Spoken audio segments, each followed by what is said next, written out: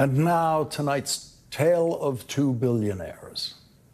The richest person in the world once said, "The man who dies rich dies disgraced."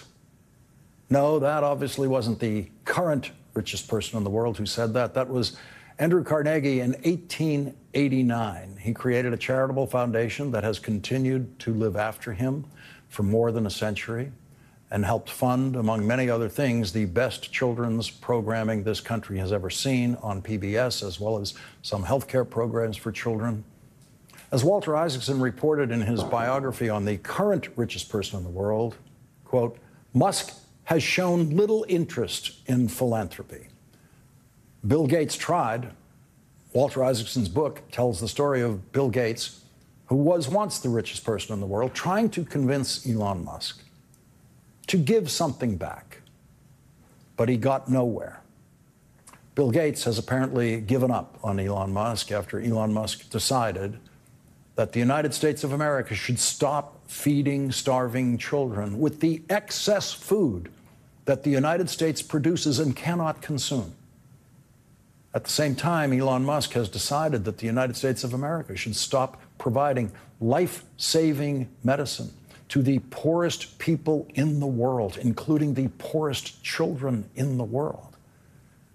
Elon Musk destroyed the United States Agency for International Development without Donald Trump apparently even knowing what it is.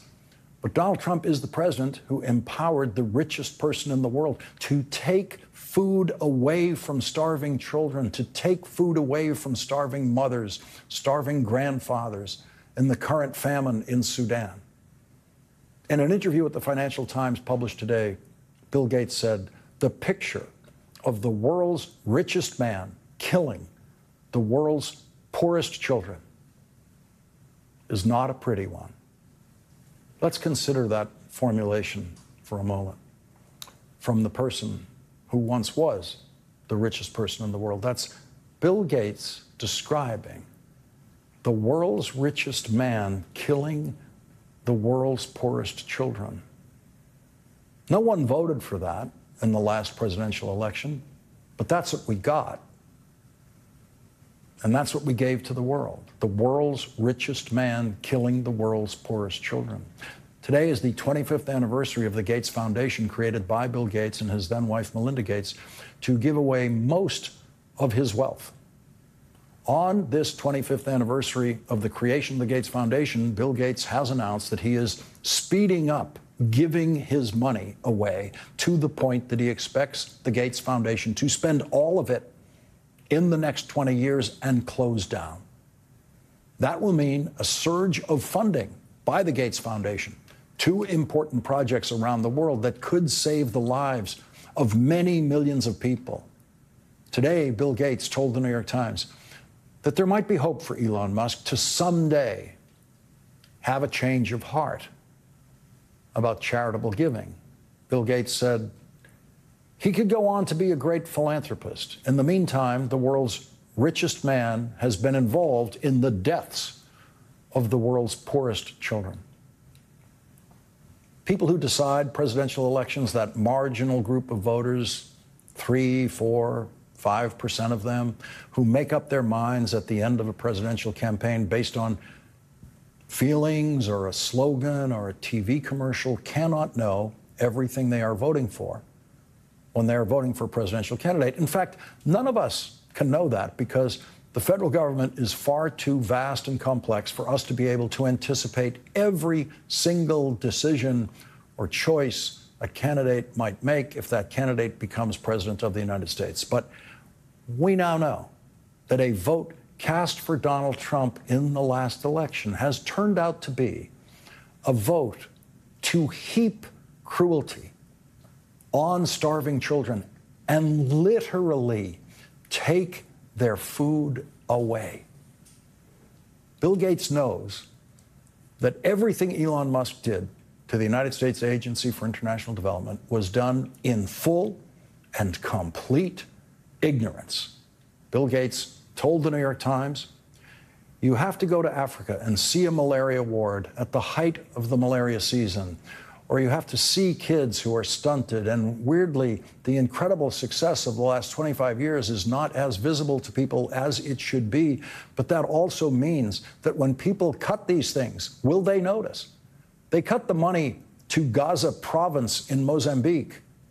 That is really for drugs so mothers don't give their babies HIV. But the people doing the cutting are so geographically illiterate, they think it's Gaza and condoms. Will they go meet those babies who got HIV because that money was cut? Probably not. Definitely not. Elon Musk did that to those babies. No one voted for that.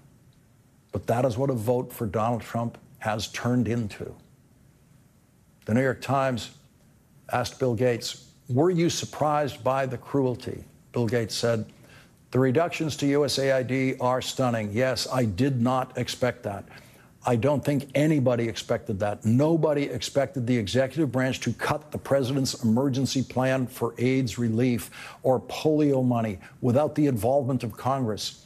What's going on with HIV research and trial networks? I didn't expect that either.